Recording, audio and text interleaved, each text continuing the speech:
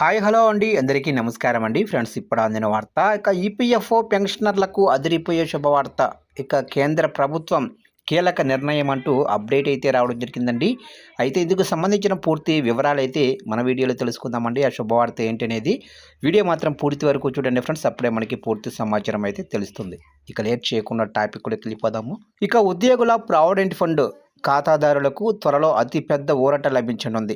ఇకపై పీఎఫ్ డబ్బును నేరుగా ఏటీఎంల ద్వారా విత్డ్రా చేసుకునే సౌకర్యాన్ని కేంద్ర ప్రభుత్వం తీసుకురావడానికి సన్నాహాలు పూర్తి చేస్తున్నట్లు సమాచారం.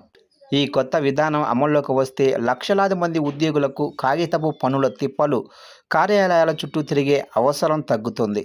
ప్రస్తుతం ఈపీఎఫ్ఓ ద్వారా పీఎఫ్ డబ్బును పొందాలంటే ఆన్లైన్ క్లెయిములు లేదా కార్యాలయాల ప్రక్రియలపై ఆధారపడాల్సి వస్తుంది. కానీ కొత్తగా తీసుకొస్తున్న ఈపీఎఫ్ఓ 3.0 వ్యవస్థలో పీఎఫ్ ఖాతాలను బ్యాంకింగ్ గేట్వేలకు అనుసంధానించి ఏటీఎంలు, డిజిటల్ ప్లాట్ఫామ్ల ద్వారా నేరుగా డబ్బు తీసుకునే అవకాశం కల్పించనున్నారు. ఇక విశ్వసనీయ వర్గాల ప్రకారం ఈ సాంకేతిక వ్యవస్థపై అవసరమైన పరీక్షలు పూర్తయ్యాయి. ఏటీఎంలలో డ్రైవ్ రన్నులు, ఫైనల్ ట్రయల్స్ విజయవంతంగా నిర్వహించినట్లు అధికారులు తెలిపారు. మొత్తం ప్రక్రియను సురక్షితంగా, పారదర్శకంగా రూపొందించినట్లు సమాచారం. ఈ పథకాన్ని త్వరలోనే ప్రధానమంత్రి నరేంద్ర మోదీ ప్రారంభించే అవకాశమైతే ఉందని తెలుస్తుంది.